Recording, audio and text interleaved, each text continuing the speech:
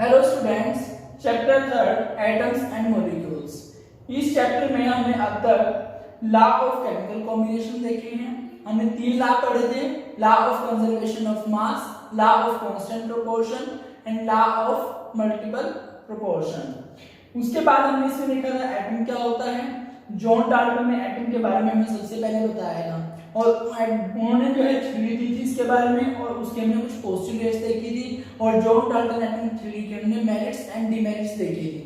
फिर हमने मॉलिक्यूल देखा था कि मॉलिक्यूल क्या होता है। हमने बताया था कि मॉलिक्यूल जो होता है वो कॉम्बिनेशन होता है टू और मोर देन टू एटम्स का। ठीक है, जो एटम होते हैं वो इंडिपेंडेंटली फ्रीली एग्जिस्ट नहीं कर सकते क्योंकि ये स्मॉलेस्ट यूनिट होती है किसी भी मैटर की, और मॉलिक्यूल जो है वो फ्रीली एग्जिस्ट कर सकते हैं क्योंकि ये एटम से मिलकर बने होते हैं। तो एटम्स और मॉलिक्यूल्स के बारे में हम देख चुके हैं। अब हम आगे पढ़ते हैं एक टर्म आयंस क्या होते हैं। अभी हमने देखना है कि आयंस किसको बोलते हैं, आयंस क्या होते हैं। हम बोलेंगे कि any charge species is called ion. अब हम देखते हैं आयंस क्या होते हैं।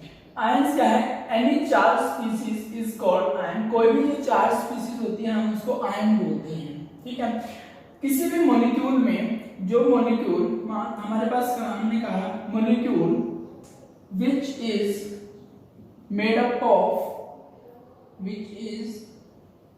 अप ऑफ जो बना होता है by the combination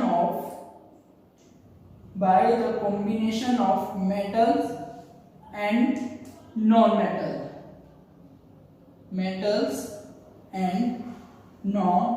metals.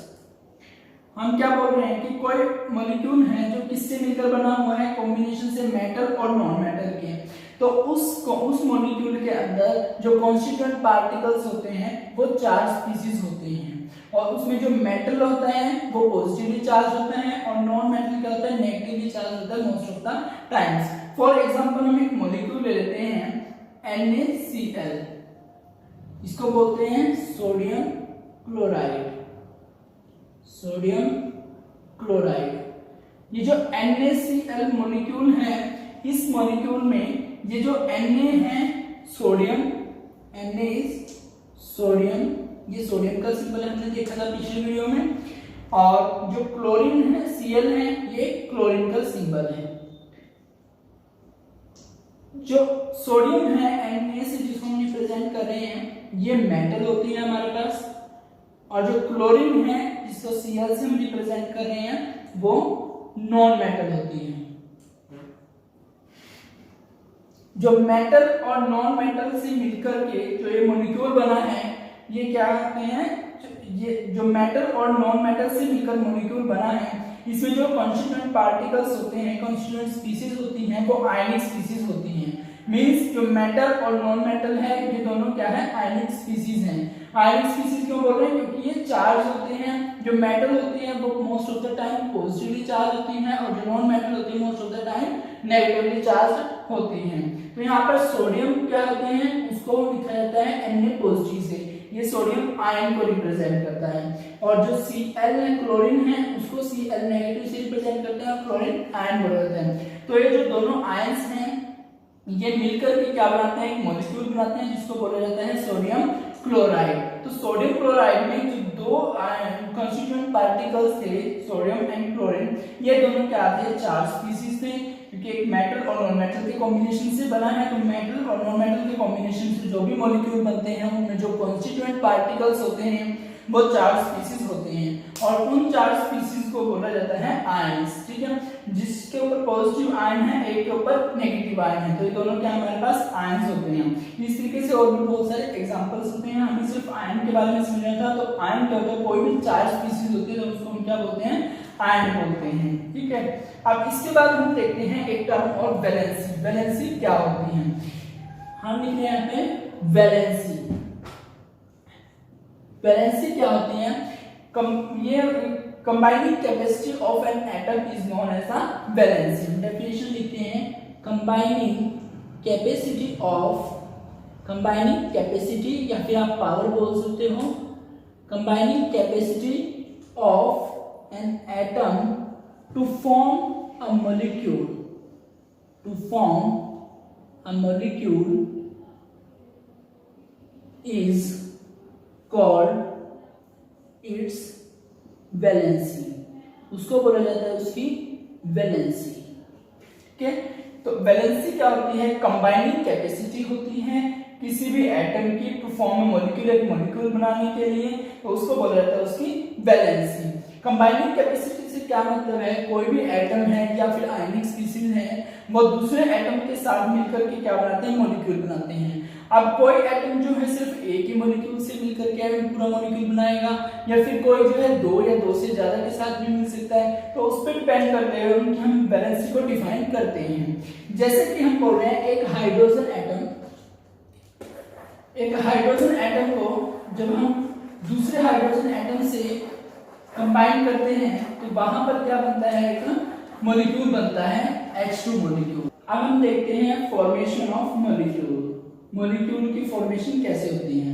Formation of molecules की फॉर्मेशन कैसे होती है? अब हम इसी को समझते हैं। जैसे हम क्या बोल रहे हैं कि मॉलिक्यूल जो होता है वो क्या होता है? कॉम्बिनेशन होता है टू और मोर देन टू एटम्स का। ठीक है, यानी कि दो या दो से ज्यादा एटम्स मिलकर क्या बनाते हैं? कोई भी मॉलिक्यूल बनाते हैं। तो हम एग्जांपल ले लेते हैं। हमारे पास क्या है? एक हाइड्रोजन एटम है, ये दूसरे हाइड्रोजन एटम के साथ कंबाइन होकर क्या बनाएगा? हमारे पास एक H2 मॉलिक्यूल बनाएगा। ठीक है, ऐसे हमारे पास ऑक्सीजन है और एक और ऑक्सीजन का एटम है, ये मिलकर हमारे पास क्या बनाएगा? ऑक्सीजन का मॉलिक्यूल बनाएगा। इसी तरीके से हमारे पास नाइट्रोजन है और एक और नाइट्रोजन का एटम है, ये दोनों मिलकर क्या बनाएंगे? एक नाइट्रोजन का मॉलिक्यूल बनाएंगे, N2 मॉलिक्यूल। ऐसे ही अगर हम बात करें हाइड्रोजन की और क्लोरीन की, ये मिलकर क्या बनाएंगे? एक HCl मॉलिक्यूल बनाएंगे। ऐसे ही सोडियम और क्लोरीन मिलकर क्या बनाएंगे? NaCl सोडियम क्लोराइड बनाएंगे। हालांकि ये क्या है? यहाँ पर ये जो सोडियम है और क्लोरीन है, ये क्या है? आयनिक स्पीशीज हैं। लेकिन हम जब एटम्स या आयंस की बात करें तो आप इस तरीके से भी लिख सकते हो। हम यहाँ पर सिर्फ शो करना चाहते हैं डायग्रामेटिकली किस तरीके से बन रहे हैं। तो हमने यहाँ पर देखा जितने भी मॉलिक्यूल्स बनाए H2O2 N2 HCl NaCl, इन सभी मॉलिक्यूल्स में हम देख रहे हैं कि इस मॉलिक्यूल में क्या है? जो दोनों के दोनों कॉन्स्टिट्यूएंट पार्टिकल्स हैं। कॉन्स्टिट्यूएंट पार्टिकल कौन से होते हैं या कॉन्स्टिट्यूएंट एटम कौन से होते हैं? जिनसे मिलकर के कोई मॉलिक्यूल बना होता है उनको कॉन्स्टिट्यूएंट एटम्स बोलते हैं। तो H2 मॉलिक्यूल में जो कॉन्स्टिट्यूएंट एटम्स हैं वो कौन कौन से हैं? दोनों के दोनों सेम है और हाइड्रोजन है। O2 में भी दोनों के दोनों सेम है और ऑक्सीजन है। नाइट्रोजन N2 में भी दोनों के दोनों सेम है और वो नाइट्रोजन है। लेकिन HCl में और NaCl में देखा हमने दोनों अलग अलग हैं। ठीक है, तो ऐसे मॉलिक्यूल्स जिनमें कॉन्स्टिट्यूएंट एटम्स जो है सेम होते हैं उनको होमो एटॉमिक मॉलिक्यूल्स बोलते हैं, और ऐसे मॉलिक्यूल्स जिनमें जो कॉन्स्टिट्यूएंट एटम्स हैं वो डिफरेंट होते हैं उनको क्या बोला जाता है? हेटेरोएटॉमिक मॉलिक्यूल्स। हम क्या डिफाइन करें यहाँ पर? होमो atomic molecules and hetero atomic molecules. तो होमो एटॉमिक मॉलिक्यूल्स हमने कौन से डिफाइन करें? जिनमें क्या होता है? कंस्टिट्यूएंट पार्टिकल्स सेम होते हैं। और हेटेरोएटॉमिक मॉलिक्यूल्स हम कौन से बोल रहे हैं? जिनमें कंस्टिट्यूएंट पार्टिकल्स डिफरेंट होते हैं, अलग होते हैं। एग्जांपल हमारे सामने लिखे हुए हैं यहाँ पर H2 हो गया, O2 हो गया, N2 हो गया, और इसमें हमारे पास HCl हो गया, NaCl हो गया। इस तरीके से बहुत सारे एग्जांपल्स आप कर सकते हैं इसमें। ठीक है, तो इस तरीके से मॉलिक्यूल जो है वो फॉर्म होते हैं। ठीक है, तो होमो एटॉमिक मॉलिक्यूल और हेटेरोएटॉमिक मॉलिक्यूल को आपने ध्यान रखना है। अब इसके बाद हम यहाँ पे पढ़ते हैं मॉलिक्यूलर मास के बारे में थोड़ा। जैसे हम देख रहे हैं, हमने लास्ट वीडियो में हमने एटॉमिक मास के बारे में पढ़ा था। तो एटॉमिक मास में जब हमने निकाले थे तो एटॉमिक मास में क्या बोला था? सिंगल एटम का जो मास होता है उसको हमने एटॉमिक मास बोला था। अब जो मॉलिक्यूल है वो डिफरेंट काइंड्स ऑफ एटम से मिलकर के बना होता है, दो या दो से ज्यादा एटम से मिलकर बना होता है। तो अगर हमें मॉलिक्यूल का मास निकालना है तो उसके लिए हमें क्या पता होना चाहिए? एटम का मास पता होना चाहिए। तो जिन भी एटम से या कॉन्स्टिट्यूएंट एटम से पार्टिकल से मिलकर के मॉलिक्यूल बना होता है, उन सभी एटम्स का जो एटॉमिक मास होता है उन सब का सम जो है मॉलिक्यूलर मास के इक्वल होता है। तो हम यहाँ पर क्या डिफाइन कर सकते हैं? Molecular mass. मॉलिक्यूलर मास क्या होता है? Molecular mass is equal to, हम लिखेंगे molecular mass it is defined as the sum of sum of different, या फिर आप इसके वेरियस लिख सकते हो, constituent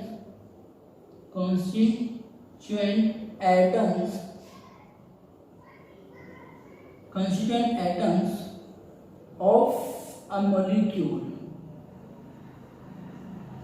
It is defined as the sum of different or various constituent atoms of a molecule.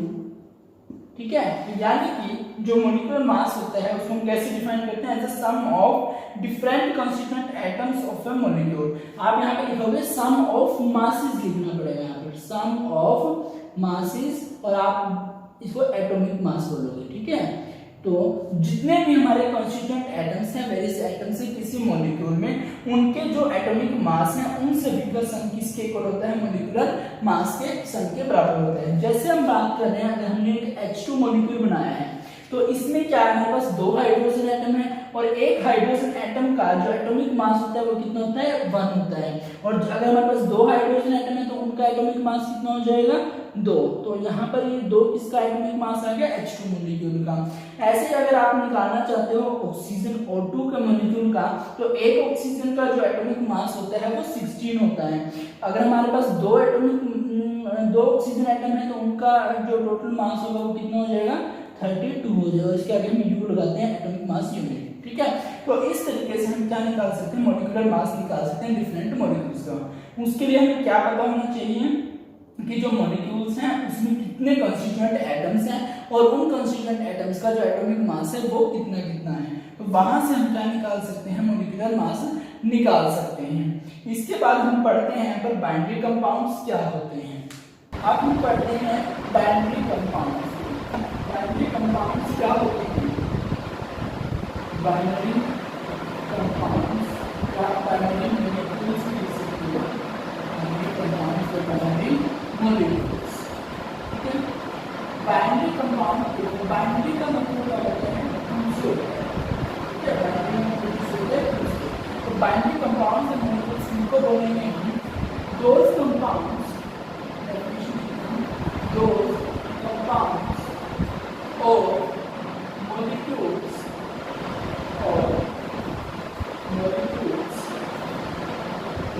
which are formed by the combination of two or more than two, हम binary की बात कर रहे हैं तो 2 different kinds of atom, different kinds of atom, इनको बोला जाता है आर कॉल्ड बाइनरी एटम्स और बाइनरी कंपाउंड्स और मॉलिक्यूल्स। तो बाइनरी कंपाउंड्स और बाइनरी मॉलिक्यूल्स कौन से होते हैं? जिनमें जो कॉन्स्टिट्यूएंट पार्टिकल्स या फिर कॉन्स्टिट्यूएंट एटम्स होते हैं वो क्या होते हैं? अलग अलग होते हैं। जैसे हमने HCl, NaCl का एग्जांपल देखा था, वो सभी करते हैं डिफरेंट कॉन्स्टिट्यूएंट एटम्स होते हैं उनमें, और वो क्या बनाते हैं? बाइनरी कंपाउंड्स बनाते हैं। क्योंकि सिर्फ 2 ही एटम्स होते हैं और दोनों डिफरेंट होते हैं वहाँ पर। ठीक है, तो उनको क्या बोलते हैं? Binary compounds. फॉर एग्जाम्पल आप लिख सकते हो HCl, NaCl, एक्सेट्रा। ठीक है, इस तरीके से आप बाइनरी कंपाउंड्स को डिफाइन कर सकते हैं। अब हमने देखा जितने भी मॉलिक्यूल्स लिखते हैं, जैसे H2 लिखा हो, लिखा है, Cl लिखा है, NaCl लिखा, इनको जो है हम इस तरीके से रिप्रेजेंट, पूरा नाम ना लिखें। जैसे क्या है? हाइड्रोजन क्लोराइड है, ये क्या है? सोडियम क्लोराइड है। ठीक है, हम पूरा नाम ना लिखें, सिर्फ हम इनको इस तरीके से रिप्रेजेंट कर रहे हैं। तो ये ऐसे रिप्रेजेंटेशन होती है, इसको क्या बोलते हैं? फॉर्मूला स्ट्रक्चर बोला जाता है। तो हम बात करते हैं यहाँ पर formula structure of molecules. Formula structure of molecules. Molecules के फॉर्मूला स्ट्रक्चर की बात करते हैं। पर मॉलिक्यूल्स का फॉर्मूला स्ट्रक्चर कैसे हम लिखते हैं? अब मॉलिक्यूल, किसी भी मॉलिक्यूल का फॉर्मूला स्ट्रक्चर लिखने के लिए सबसे पहले तो हमें जो कॉन्स्टिट्यूएंट एटम्स होते हैं उनका क्या है? सिंबल से इसको रिप्रेजेंट करेंगे, जैसे हाइड्रोजन को H से करेंगे, हीलियम को He से करेंगे, लिथियम को Li से करेंगे। और दूसरा हमें क्या पता होना चाहिए कि उनकी बैलेंसिंग कितनी होती है, ठीक है। तो अभी हम क्या करते हैं, डिफरेंट स्ट्रक्चर्स को देखते हैं, उनके सिंबल देखते हैं और साथ ही साथ में उनकी बैलेंसिंग के साथ साथ हम फॉर्मूला को ड्राइव करने की कोशिश करते हैं। जैसे कि पहला जो हम मान लेते हैं सोडियम क्लोराइड को बताते हैं, ये जो है इसको हम क्या बोलते हैं, सोडियम क्लोराइड NaCl। और इसका जो हमें स्ट्रक्चर बनाना है, फॉर्मूला स्ट्रक्चर, वो कैसे हम लिखेंगे वो देखते हैं। इसमें जो कंस्टिट्यूएंट एटम्स हैं वो कौन से हैं, सोडियम है और क्लोरीन है। हम यहाँ पर लिखेंगे सोडियम और इधर लिखेंगे क्लोरीन, ठीक है।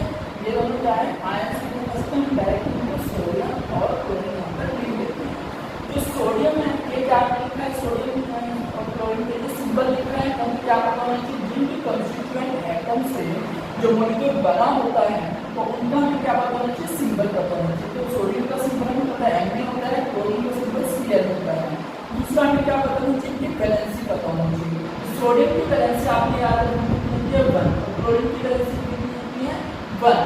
तो जब इनकी वैलेंसी का हमें पता होता है तब हम यहाँ पर अप्लाई करते हैं criss cross method. Criss cross method क्या कहता है, इसकी वैलेंसी इस एटम के पास जाएगी और इसकी वैलेंसी इस एटम के पास जाएगी। और जो ये वैलेंसी है इन एटम्स के साथ इनके नीचे रहते हैं, जिसको बोला जाता है सबस्क्रिप्ट। तो इन एटम्स की वैलेंसी को एक दूसरे के अपोजिशन में लिखेंगे, यानी कि क्रिस क्रॉस मेथड में लिखेंगे और वो एक दूसरे के नीचे नीचे जाएंगे, जिसको सबस्क्रिप्ट बोलते हैं। तो जब हम सोडियम के नीचे 1 लिखेंगे, यहाँ से हम क्या मिलने वाले हैं, सोडियम के नीचे 1 लिखा जाएगा और ये क्लोरीन के लिए इसके वाला का लिखा जाएगा। तो यहाँ पर क्लोरीन का 1, ये 1 और 1 हम यहाँ से कैंसिल आउट कर सकते हैं, ये सेम है और इसमें क्या मिलेगा NaCl। इस तरीके से हम सोडियम क्लोराइड का क्या लिख सकते हैं, फॉर्मूला स्ट्रक्चर लिख सकते हैं। दूसरा एग्जांपल हम देखते हैं मैग्नीशियम क्लोराइड के लिए। मैग्नीशियम क्लोराइड क्लोराइड हमने मॉलिक्यूल लिया है, तो इसमें हमने देखा कि एक हमारे पास मैग्नीशियम और एक हमारे पास क्या है, क्लोरीन। ये दो कंस्टिट्यूएंट एटम से मिलकर बना हुआ मॉलिक्यूल कौन कौन से, मैग्नीशियम है, क्लोरीन। तो उनका हमें सिंबल पता होना चाहिए। मैग्नीशियम का सिंबल जो होता है Mg होता है और क्लोरीन का सिंबल क्या होता है, Cl होता है, ठीक है। और हमें पता है हमें मैग्नीशियम की वैलेंसी पता होनी चाहिए, मैग्नीशियम की वैलेंसी कितनी होती है 2 और क्लोरीन की वैलेंसी कितनी होती है 1। अब हमें इनका सिंबल भी पता है और बैलेंस भी पता है। अब हम अप्लाई करते हैं क्रिस क्रॉस मेथड। तो इसका जो मैग्नीशियम की बैलेंस है वो क्लोरीन के सबस्क्रिप्ट में जाएगी और जो क्लोरीन की बैलेंस है वो मैग्नीशियम के सबस्क्रिप्ट में चली जाएगी। तो यहाँ से जो हमारा फॉर्मूला स्ट्रक्चर बनेगा इस मॉलिक्यूल के लिए, क्या बनेगा, मैग्नीशियम के जो सबस्क्रिप्ट में कौन सी बैलेंस जाएगी, क्लोरीन वाले को कितनी है 1, और जो क्लोरीन है उसकी सबस्क्रिप्ट में कौन सी बैलेंस आएगी, मैग्नीशियम वाले को कितनी है 2, यानी कि ये बनेगा Mg1Cl2। 1 को हम दिखाते नहीं हैं, डायरेक्ट उसको हटा के लिख देते हैं, उसका मतलब ये होता है कि वहाँ पर 1 है, तो इसको हम क्या लिख सकते हैं MgCl2। तो इस मॉलिक्यूल में जो मैग्नीशियम के सबस्क्रिप्ट में कितना है 1 मानेंगे हम और क्लोरीन के सबस्क्रिप्ट में कितना है 2 है। तो ये 1 और 2 यहाँ पर क्या रिप्रेजेंट करते हैं कि जो 1 है वो किसकी वैलेंसी होगी, क्लोरीन की, और जो 2 है वो किसकी वैलेंसी होगी, मैग्नीशियम की। इस तरीके से हम क्या लिख सकते हैं, फॉर्मूला स्ट्रक्चर लिख सकते हैं। और भी बहुत सारे एग्जांपल्स है, जैसे एल्यूमिनियम क्लोराइड AlCl3 हो गया। तो इस तरीके से बहुत सारे जितने भी कंपाउंड्स बनते हैं, मतलब जो भी मॉलिक्यूल्स बनते हैं वो किस कॉम्बिनेशन में किस तरीके से बनते हैं, उनके लिए हमने बताया लॉ ऑफ केमिकल कॉम्बिनेशन। उन कॉम्बिनेशन की हेल्प से ही वो बनते हैं। बिना अगर हम लॉ ऑफ केमिकल कॉम्बिनेशन से बनाएंगे, उनकी हेल्प ना नहीं लेते हैं, तो जो हमारा फॉर्मूला बनेगा वो गलत होगा, ठीक है। तो अगर कोई भी मॉलिक्यूल जो वायलेट करता है लॉ ऑफ केमिकल कॉम्बिनेशन को, उनको फॉलो नहीं करता है, तो वो मॉलिक्यूल जो हमारा एग्जिस्ट नहीं करेगा, ठीक है। और वो सभी मॉलिक्यूल जो लॉ ऑफ केमिकल कॉम्बिनेशन को फॉलो करते हैं वो मॉलिक्यूल्स एग्जिस्ट करते हैं हमारे नेचर में। तो इस तरीके से हम सभी मॉलिक्यूल्स के क्या फॉर्मूला स्ट्रक्चर निकाल सकते हैं। हमें उनके सिंबल पता होना चाहिए जो कॉन्स्टिट्यूएंट पार्टिकल्स हैं, और हमें उनकी बैलेंसेस पता होनी चाहिए। अब बैलेंस को हमें याद रखना पड़ता है। जो नेक्स्ट चैप्टर हमारा आएगा उस चैप्टर में हम इसके बारे में डीपली से देखेंगे कि बैलेंस क्या होती है और कैसे उसको हम समझते हैं, ठीक है। इसमें हम नेक्स्ट चैप्टर में देखते हैं। अभी के लिए आपने इसको कैसे देखना है कि फॉर्मूला स्ट्रक्चर कैसे बनाते हैं, तो उसके लिए हमें जो कॉन्स्टिट्यूएंट पार्टिकल्स हैं, कॉन्स्टिट्यूएंट एटम्स हैं, उनके सिंबल पता होने चाहिए और हमें उनकी बैलेंस पता होनी चाहिए। उन बैलेंस को हम क्रिस क्रॉस मेथड में ऐसे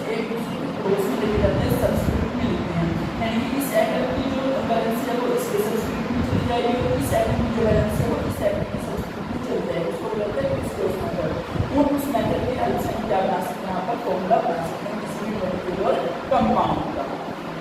इसके बाद हम नेक्स्ट वीडियो में देखेंगे मोल कंसेप्ट क्या होता है। अभी के लिए आप सिर्फ इनको समझिए और जितने ज़्यादा उसके एग्जाम्पल्स ट्राई करिए फॉर्मूला स्ट्रक्चर बनाने के लिए। आपको कोई भी प्रॉब्लम आती है तो आप पूछ सकते हैं कमेंट सेक्शन में। आप वीडियो को स्ट्रिक्टली देखिए और अपना सिलेबस करते रहिए। Thank you. Stay safe.